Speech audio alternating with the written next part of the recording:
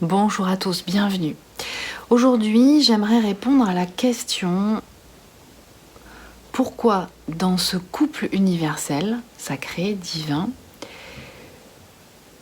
je ne ressente pas ou plus cet état amoureux, puisque je suis censée être dans un couple.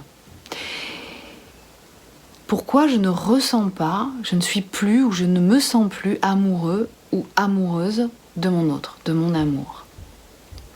Alors déjà, vous expliquer que l'état amoureux fonctionne et est généré par une partie de notre cerveau qui est en lien avec le cerveau reptilien, qui est en lien avec le cerveau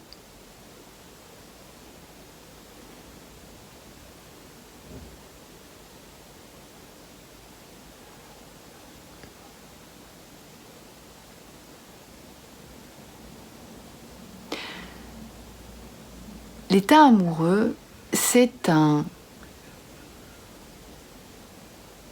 une sensation qui va être générée par une partie de notre cerveau qui est en lien avec tous les programmes, toutes les expérimentations que nous avons déjà eues.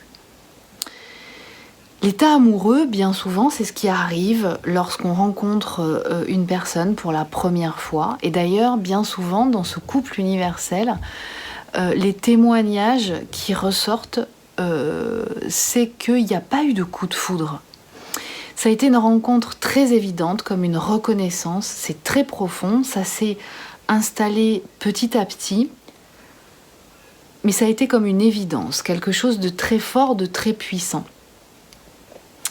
Ça n'a rien à voir avec ce que vous avez déjà expérimenté dans d'autres histoires de couple, je dirais classiques, soit avec des âmes sœurs, soit avec des relations karmiques.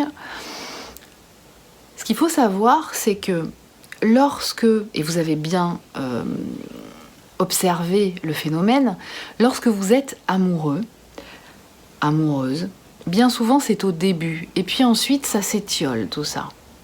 Pourquoi ? Eh bien parce que bien souvent, quand on est au début d'une relation, dans une relation de couple, j'entends, eh bien, il y a des projections.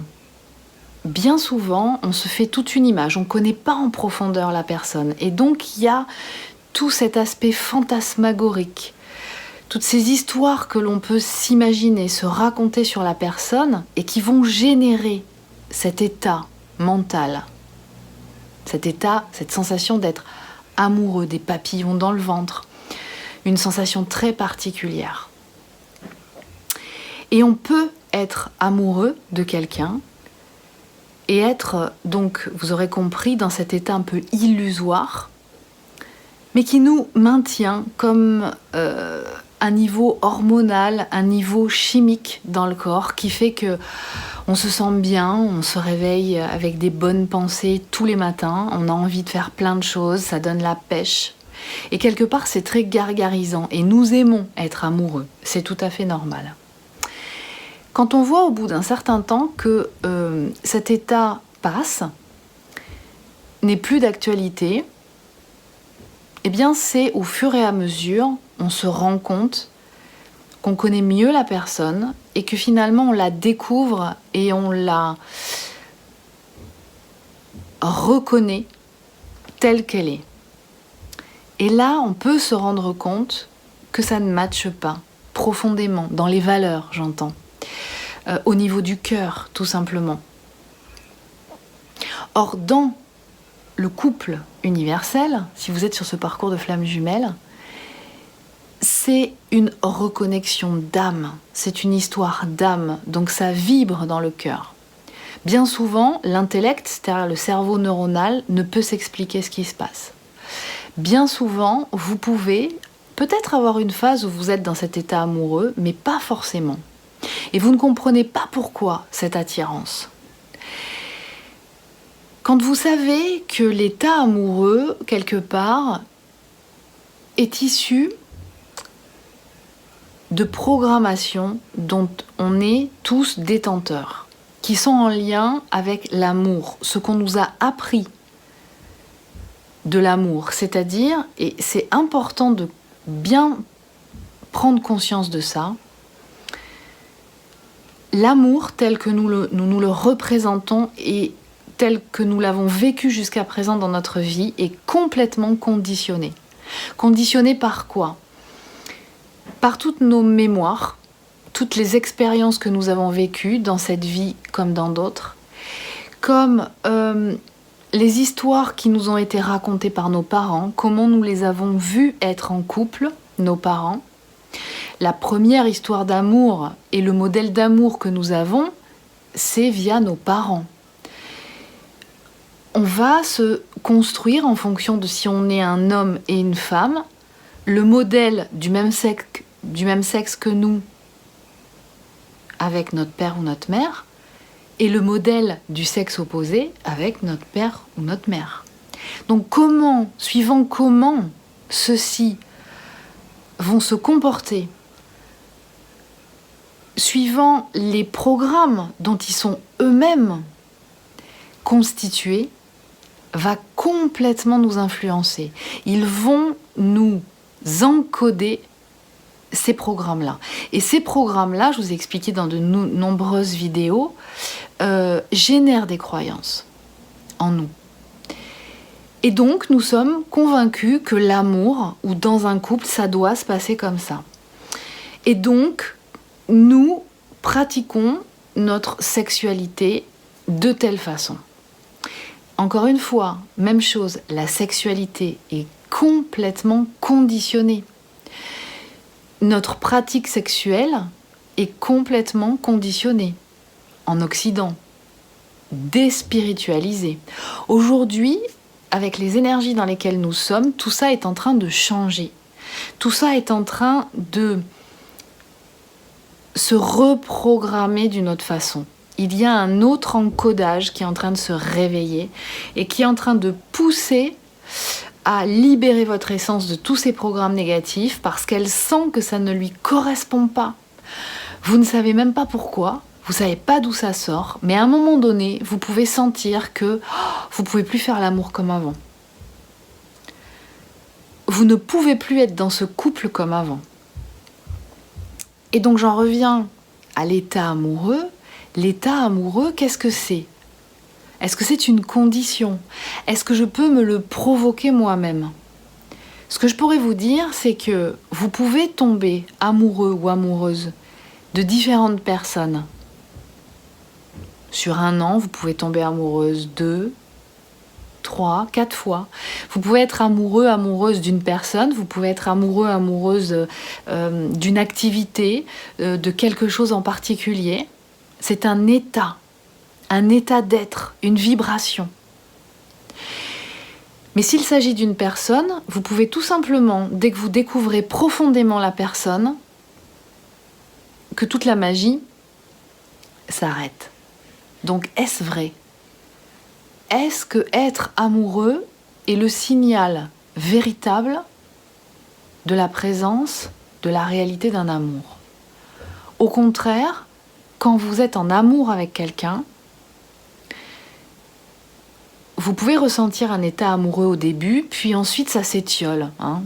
Parlez autour de vous à des couples qui sont ensemble depuis longtemps. À un moment donné, cet état amoureux il disparaît si on ne l'entretient pas. Donc j'ai envie de vous dire, dans cette histoire de couple universel, vous expérimentez l'amour, presque l'amour pur, j'ai envie de dire. L'amour profond, l'amour puissant. Et à vous de vous déconditionner de tous ces paradigmes, quels que soient les champs, y compris celui de l'amour, du couple, de la pratique sexuelle. Et je vous invite à aller sur l'espace membre du site internet, que je vous mettrai sous la barre de vidéo, pour accéder à une série de vidéos que j'ai réalisées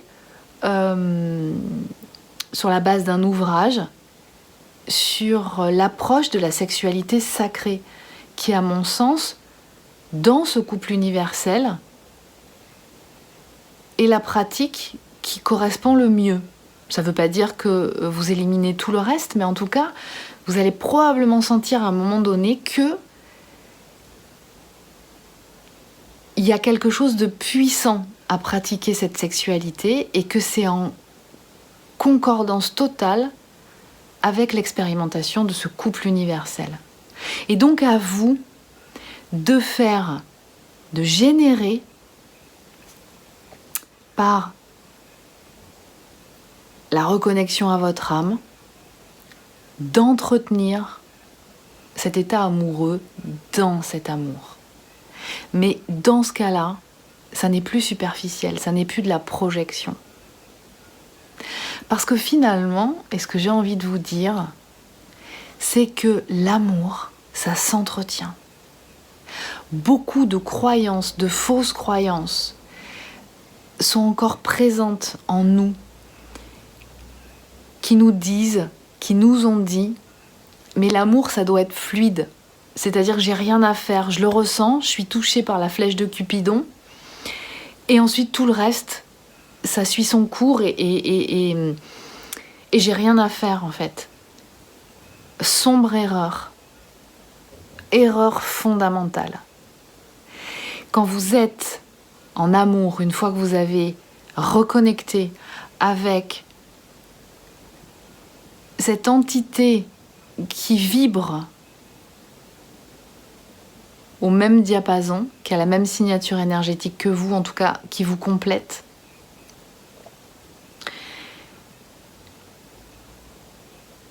une fois que vous avez reprogrammé en positif, vous avez libéré votre âme de toutes ces blessures, entretenez.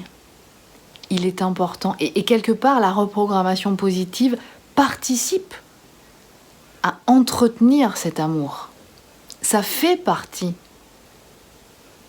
D'ailleurs, ça fait partie de cette approche de la philosophie tantrique qui n'est pas uniquement reliée à la sexualité sacrée. Philosophie tantrique qui est une approche complètement holistique d'une façon d'être en connexion avec son âme et incarnée dans ce monde. Et donc, ce couple universel, c'est le couple 3.0. C'est le couple qui est détenteur de l'encodage des paradigmes de l'amour, des nouveaux paradigmes de l'amour. Alors à mon sens, ils ne sont pas nouveaux complètement, parce que ça, dans les textes sacrés, on en avait des traces. Simplement, à certaines périodes historiques, donc de l'histoire humaine, certaines personnes d'obédience religieuse ont décidé que quelque part ces textes, ces pages n'avaient pas lieu d'être.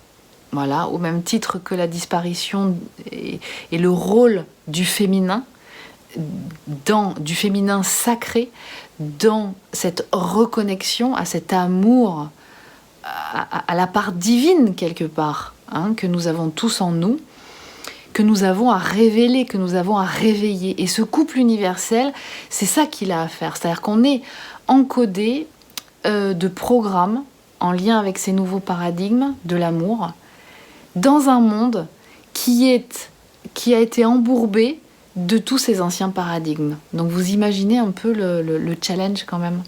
C'est pas rien. C'est pas rien. Donc dites-vous que ce que vous faites à votre niveau, et quelque part on vous demande rien de moins que de faire tout ce travail-là à votre niveau. Déjà, c'est énorme parce que vous accompagnez une vibration haute qui participe à être diffusée tout autour de vous. Et je vous rappelle que cette approche de l'amour, ces nouveaux paradigmes de l'amour, quelque part, vous n'avez pas besoin d'être à deux. Je vous dis ça dans le sens où si vous n'êtes pas encore, si vous êtes dans une période de distanciation ou de séparation, bien entendu, ça va arriver naturellement. Il ne faut pas forcer les choses, mais naturellement, sur votre chemin, Ça arrive peut-être plus quand vous êtes en pré-réunion, réunion, mais peu importe, parce qu'aujourd'hui, de toute façon, chaque couple est différent, chaque couple avance à son rythme, il y en a qui avancent très vite, d'autres un peu... parce que chaque couple est encodé d'une histoire spécifique, à un agenda d'âme qui lui est spécifique. Donc ça, c'est vraiment à respecter. Respectez votre timing et les choses arrivent naturellement à un moment donné. Mais quelque part, vous êtes là pour réveiller ces encodages. Donc c'est une sacrée révolution qui se passe en chacun de vous. Et donc, l'état amoureux, eh bien, vous pouvez le réveiller quand vous voulez. Vous pouvez le stimuler quand vous voulez. Mais c'est pas lui qui vous tombe dessus comme ça. Si ça vous tombe dessus comme ça, c'est que c'est en lien avec des programmes qu'entretient une partie de votre cerveau. Parce que quelque part, vous en avez besoin pour avancer. Vous en avez besoin pour avancer. L'état amoureux, c'est comme une drogue, quoi. On a envie d'être amoureux tout le temps, c'est normal. Simplement, là, on ne comprend pas dans ce couple pourquoi on ne ressent pas ça. Eh bien, parce que vous pouvez stimuler et générer cet état amoureux, parce que nous, on l'appelle état amoureux, mais en fait, c'est juste une vibration, un état, une alchimie intérieure que vous pouvez générer par votre sphère spirituelle. Amusez-vous à vous remettre dans cette situation d'être amoureux.